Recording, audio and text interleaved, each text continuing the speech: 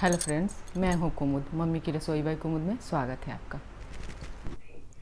आइए आज कुछ टिप जानते हैं। कई बार फ्रेंड्स आप देखते हैं हम लोग गोभी या फिर बीन्स खरीद करके लाते हैं और अगर हम रख दें तो ये सड़ने लग जाता है। अगर डंठल के साथ में हम इसको रख दें तो ये सड़ने लग जाता है। तो आप इसके लिए क्या कीजिए कि इसको तोड़ लीजिए। आप देखिए इसमें थोड़ी सी मैंने इसी तरह गांठ रख दिया था तो यहाँ पे ये सड़ गया है। तो इससे बचाने के लिए आप इसको तोड़ लीजिए। तोड़ करके सभी पीस को अलग कर लीजिए और इस तरह बीन्स को भी छोटे छोटे टुकड़ों में तोड़ लीजिए। इसके जो किनारियों पे रेसे होते हैं उन्हें निकाल दीजिए और तोड़ लीजिए, या फिर आप रेसे के साथ भी इसे तोड़ कर रख सकते हैं। तो इन सारी चीज़ों को आप अलग अलग पॉली बैग में तोड़ करके और रख लीजिए, या फिर चाहे तो आप नाइफ से इस तरह काट कर भी रख सकते हैं। तो ये देखिए यहाँ मैंने इस तरह इसे तोड़ लिया है और गोभी को भी के डंठल को भी मैंने निकाल दिया है और उसके फूल को एक जगह मैंने कर लिया है और बीन्स को एक जगह कर लिया है। एक साथ आपको इसे नहीं रखना है, दोनों को अलग अलग पॉली बैग में पैक करके आपको इस तरह एक अच्छे से गांठ लगा करके और रखना है। देखिए जैसा कि यहाँ पे साफ साफ जो हमारा फूल है उसे मैंने तोड़ा है, जो थोड़ा सा ख़राब था उसे नहीं तोड़ा है। अगर उसे आप तोड़ेंगे तो ये सारे फिर फूल को ख़राब कर देगा। तो जो जिसमें थोड़ा सा दाग है उसे आप अलग कर लीजिए और जो अच्छा है उसे आप अलग करके इस तरह एक पॉली बैग में बांध लीजिए।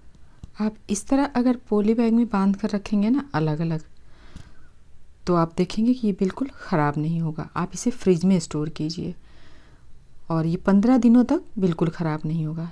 जबकि आप इस तरह अगर रखते हैं इसे गांठ के साथ ही, यानी कि डंठल के साथ, तो ये सब्जियां ख़राब हो जाती है। तो आई होप आपको ये टिप पसंद आई होगी। चलिए बढ़ते हैं दूसरी टिप की तरफ।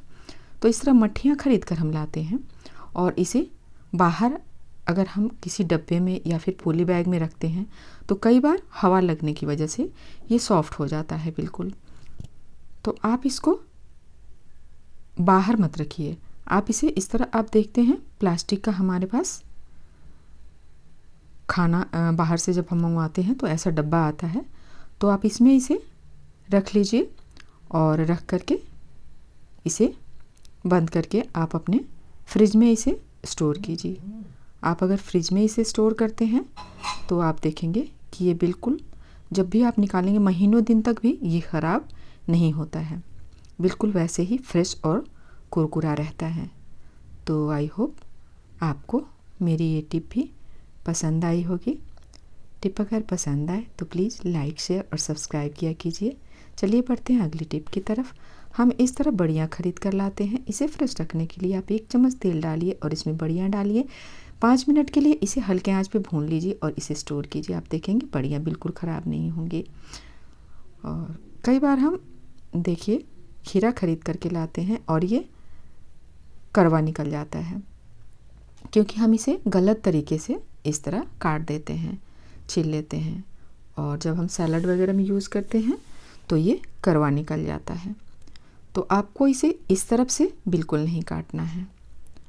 आपको मैं 2 तरीके बताऊंगी इस वीडियो में, जिससे आपका खीरा कभी भी कड़वा नहीं निकलेगा। तो आप खीरे को इस साइड से मत काटिए, आप या तो बीच से इसे तोड़ लीजिए, तो आप देखेंगे कि आपका खीरा बिल्कुल कड़वा नहीं निकलेगा। या फिर आपको मैं आगे एक और तरीका बता रही हूँ कि आपने जिस साइड से इसे काटा है उस साइड से ना काट करके आप ये जो ब्लैक वाला साइड है, दूसरा साइड इसका, यहाँ से जिस साइड से ये डंठल में जुड़ा होता है, अगर आप इसे यहाँ से काटेंगे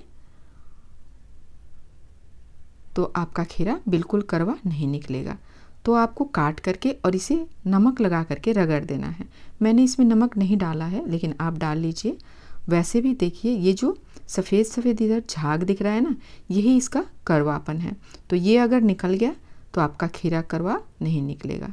इसे रगड़ लीजिए और रगड़ करके उतना पार्ट इसका काट दीजिए और फिर आप इसे छील करके अपने सैलड में या फिर किसी भी रेसिपी में आप इसे इस्तेमाल कर सकते हैं। तो आई होप आपको मेरी ये टिप भी पसंद आई होगी। टिप पसंद आए तो प्लीज़ चैनल को लाइक शेयर और सब्सक्राइब ज़रूर किया कीजिए। मिलते हैं